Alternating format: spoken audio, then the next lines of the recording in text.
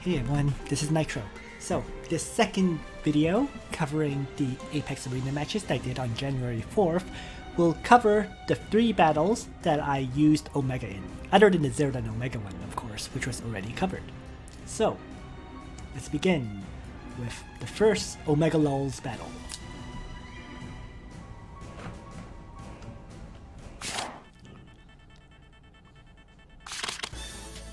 So, my standard ban, enemy Zerida, and my Zerida actually gets banned here. So, and my opponent plays Listel as the first character. Very traditional start for Phoenix TK. Okay. I now ban the enemy Iris and Chloe, fixed damage immunity, and teleportation. And I go for my Omega. Now, the interesting thing here is Phoenix TK's party has so many tanks, right? Juggler, Vargas, possible tank, Bernhardt, possible tank, Ulte Muller, Landius is another tank. So I didn't even know how I would even ban tanks in the first place, so I went for healers instead. And the enemy plays Liana to start. So I ban the 2 traditional tanks first, Juggler and Landius, and play my Liana. Enemy bans my Juggler and Bernhardt, leaving my Landius, and plays Vargas as the tank. So I was looking at this, and I guess the faction buffs for Vargas would be Ulte Muller and Bernhardt. But after thinking about it, I choose to ban Bozel and Leonhard instead, right? AoE attackers rather than the faction buffer. I mean, you could go either way. You're not wrong either way, but I felt Bozel was a top priority due to Listel, and Leonhard I just felt should be banned now rather than potentially seeing him get faction buffed by either Bernhardt or Joshua. So, enemy plays Landius, or sorry, I play Landius, what am I saying? And I now lose Yulia and Luna. So, my opponent plays Ulte Muller, faction buff of course, for Vargas. So I choose to ban Bernhardt and Luna, right? Strategist buff, so let's get rid of those 2. And then I choose to play Elwyn, right? So Elwyn I felt would be a decent counter against the enemy, especially if he brings Sword Soul along. So my enemy then ends up banning Chloe and Tiaris, leaving me Iris. I'm not quite sure why. Maybe he doesn't realize just how good Iris is. I'm not complaining. He plays Tiaris for a second healer. I play Iris as my second healer. So I felt I had a big advantage in the party. Oh, just as a quick note, the reason I played Liana first, before Iris in this case, was because Omega doesn't have a faction buff. So Gospel from Liana will be, I guess, Omega's temporary faction buff, if you will. So, here we go. Enemy approaches, as always. I actually move up a little in this case, because I know I want Omega to be able to attack aggressively, right? He has to get into range to attack, so I move up a little bit. The enemy does hang back after, now that I move Omega up. So I just seize the bottom right corner. Right? I need to be a little bit careful, in large part because of Liana, right? Liana can act again, so I had to play a little bit carefully. The enemy chooses to miracle up right on turn 1. So, I decide I don't particularly want to force an engagement just this early. If I can hang further back initially to avoid the engagement, I will. So I just start moving back, right? I just want Miracle to wear off, but Breeze activated, and that changes things up. With Breeze activating, I now instantly apply Gospel on my Omega, so that he is at max attack and can strike, right? Especially when I have Iris to teleport forward. So, that's what I kind of take advantage of now. Now that he has Breeze, teleport forward with Omega. The only thing I had to be careful about was staying out of Listel's Blood Dance range. And as well as Vargas's attack range. So that's why I teleported to here, which gives me the ability to attack at least three of the enemy targets. For whatever reason, he actually moved Tiaris forward. Not quite sure why. I initially had Ultimuller, Listel, and Vargas first attacking, but he's moved Tiaris forward for me to attack. So why not? Strike, kill, teleport back, right? And then retreat. One enemy down, why would I stay in the engagement zone? Let's totally pull back. Right? So my opponent in the meantime though is moving forward, trying to push in. I'm just trying to hover back as far as I can. And I made a mistake there. What I did not do was activate Langrisser's guard skill, Tranquility. So I had to waste my act again to reactivate the guard skill, because I ended Langrisser's turn. It was a waste of my act again, but required to keep Omega alive when Ultimuller is almost in range to attack. So that was a careless mistake. Wasting my act again. It's okay. It's not the end of the world. The enemy can't really move into range to actually properly attack me. But he is activating his buffs and so on, so I'm just ending my character's turns. Listel moves up and uses Reaper Touch on my Elwyn, interestingly enough. So I just end Elwyn's turn. My opponent now uses Act again on his Liana, or sorry, on his Listel, and so I have to attack. Right? I haven't acted with Omega yet. He still has the Gospel buff. So now, Omega charges in, uses the surprise attack skill, one-shots Listel, who never gets to attack me. And I just end Omega's turn and heal him back up to full hit points.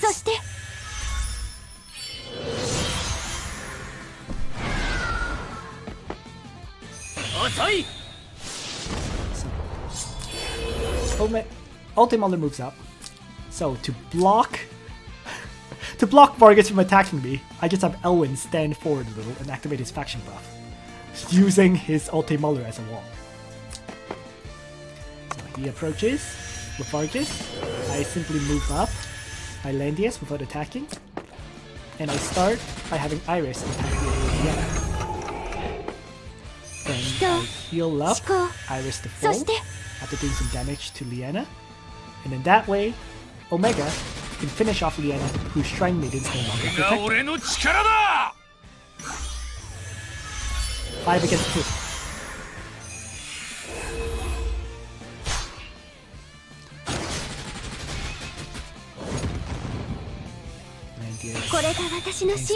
Vargas gets healed, right? Iris gets attacked by Ultimuller, but Iris has the Bolt Rangers, which actually kept her alive, right? That is why I buffed my hit points on my healers so much. With 9,760 hit points on Iris, Ultimuller, with a faction buff, with Raging Thunder, could not one-shot the Bolt Ranger Iris.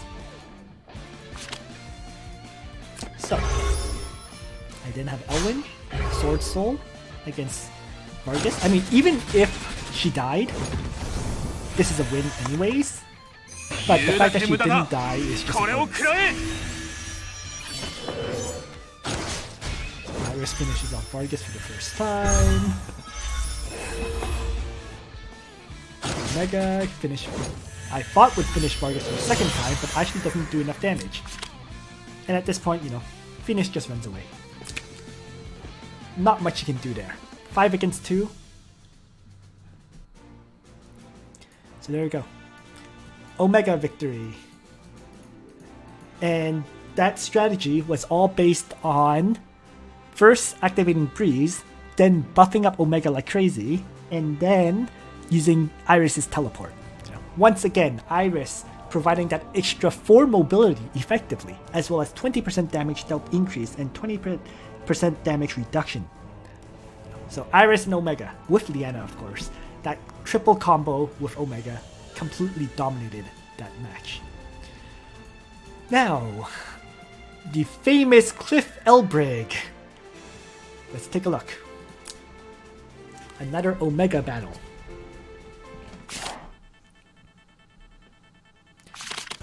And here, standard ban of enemy Zerida.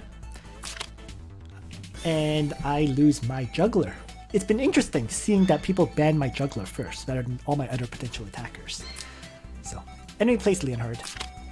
I ban 2 of the buffers, Juggler and Joshua, because I noticed he doesn't really have that many faction buffs for Leonhard. And I play my Zerida. So, oh, this is a Zerida battle. Interesting. So I now lose a second tank, Landius, as well as Liana. And the enemy plays Iris. So I ban the enemy Landius and Leon then, and play my Omega. So I got a Zerida and Omega combo here. Leonhard, Yulia, banned. Enemy plays Listel. So neither team has a tank at this point. I get rid of the enemy Liana and Shuri. And play my own Iris. So both sides have Iris. Both sides have damage dealers. Neither side has a tank. It's been interesting. He now gets rid of my Listel and Chloe. And plays his Elwyn. So, I get rid of his 2 healers then, Chloe and Tiaris. And play my Bernhard. And finally, the enemy bans my Luna and Bozel. Makes sense. There's 3 dark characters here. Why would you not ban Bozel at this point, right? And so he plays Rachel for, I guess, a damage dealer and potential healing. I have Tiaris and Elwyn left, and of those 2, I choose to bring Tiaris. Second healer. I could have brought Elwyn. I didn't think I could get Elwyn into range properly, all things considered, even though Elwyn would benefit from Bernhard's faction buff, and I felt overall Tiaris' attack blessing would be more important for giving me the ability to one-shot the enemy. So there we go. So here, I took some thought and decided to bring infantry soldiers on Bernhard. Because I felt, and overall I feel I guessed right. He ended up bringing phalanx soldiers on Elwyn. Right? So, the unfortunate thing is my infantry soldiers are quite terrible. You can see 458 attack on Dark Guards. They only have 10% damage dealt. Quite weak. In any case though, usual strategy, hovering on my side, not really advancing, making full use of the map area. Zerida, faction fight, start after burn.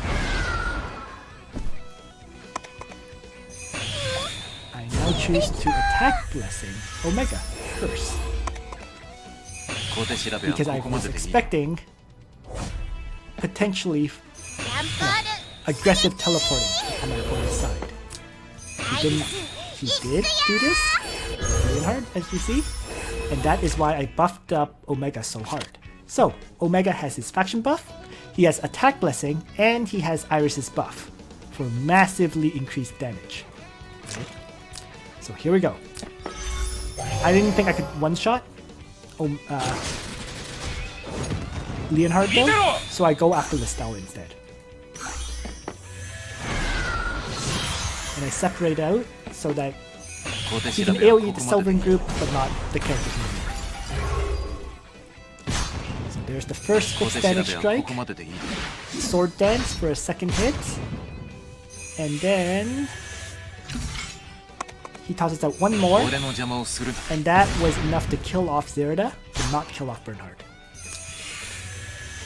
And keep in mind, my Bernhard's not exactly not exactly a 6-star Bernhard either, right? He's only 5 stars. Yet with 11k hit points, 705 defense, he could take Leonhard's double strike even with Bloodsword Huntings kicking in. So for now, mass heal my party here. And now that Leonhard no longer has the damage reduction effect from Zerida and Iris, I was pretty confident my Omega could probably take him down. But first, I just weaken the soldiers on Leonhard with Iris, right?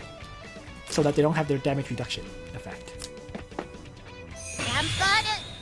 He uses Dolly to actually teleport his Iris forward.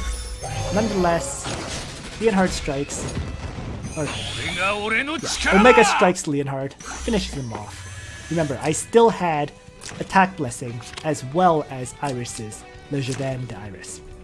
So even damage, I could still finish him off. So down he goes, and then Bernhard just ends his turn. I actually didn't sword dance there because I didn't think I needed it. My thought was Omega attacks first. If it kills, bonus. If it doesn't kill, then I'll have Bernhard sword dance. So now he retreats. 4 characters against 3. Okay. I can have my Tieris, who actually brought Holy Missile to this particular fight, do some minor damage to the enemy, completely outside of their range of attack. Right? Oh, actually, I thought I was out of range, but Elwyn actually had Apex Boots for extra 1 mobility. So if it chooses, it could actually attack me.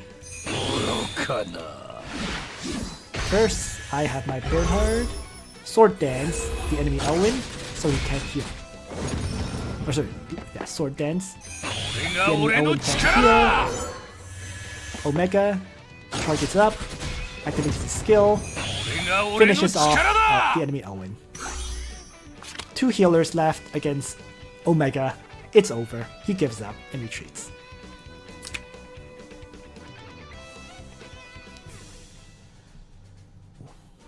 That was a battle that showed both sides, in fact, using Iris. Right? She's just so powerful. The mobility boost is already huge, but even stronger is the fact that it increases your damage dealt by 20% and reduces damage taken by 20%. For the final Omega battle, there will be Omega and Bozel, of all things. So let's take a look. This was actually the battle that got me into Langrisser rank, and here we go.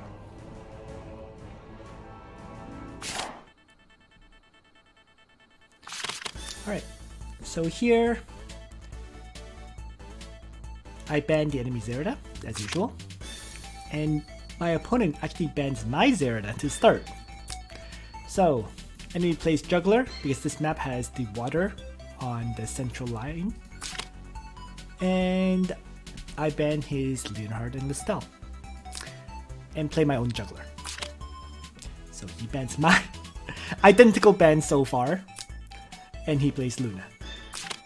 At this point, I ban his Iris and Tieris, Teleporter, and Attack Blessing character, and I play Omega. So we separate at this point.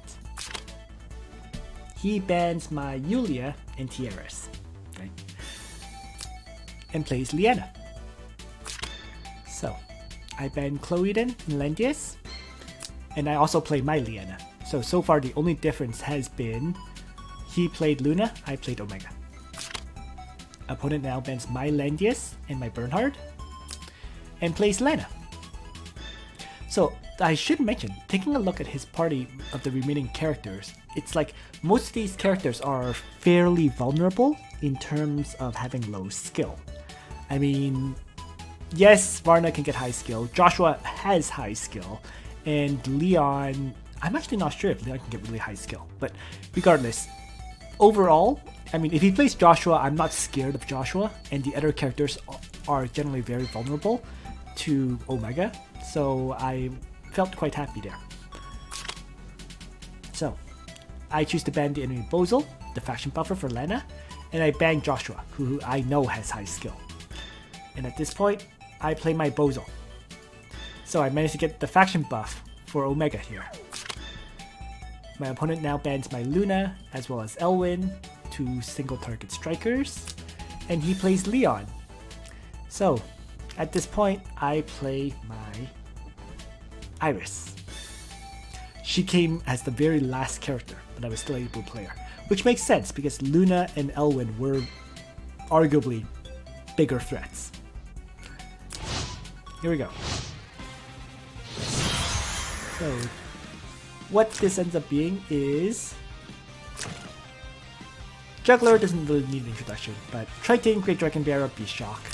I didn't need a faction buff for him because I didn't have anyone else he would faction buff up. Bozel, of course, brought the faction buff for Omega, and he brought Seal and Earthquake to debuff the enemies. I could have brought the Sleep skill, didn't think I would need it. I felt AoE was more likely to occur. Vienna, of course, has Act Again heal. I also brought Gospel because just in case Omega uses Cold Blood to attack, I may need the Gospel to buff up Omega further. And in addition, I could also use Gospel to buff Juggler, right, who doesn't have a faction buff. And finally, Iris has Zerida and Iris, heal, and mass heal. In terms of my opponent, he actually brought Royal Cavalry on his Leon for, I guess, damage reduction. There's Juggler, of course. Juggler, in his case, brought Mark of the Sacred Beast, the faction buff, because Luna is around.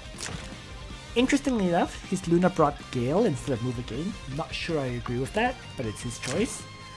And Lana here has no faction buff, but has Freeze Strike, Dark Reaper, and Black Hole. Diana, though, has Gospel. Now, taking a look at his party, I realized that nobody has high skill, right?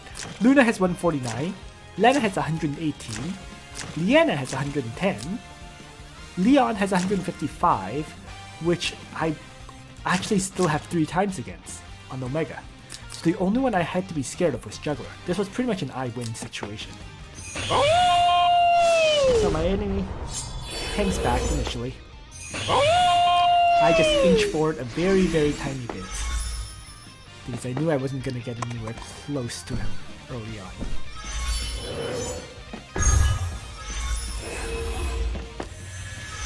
He sets up in the bottom left, I set up kind of top right.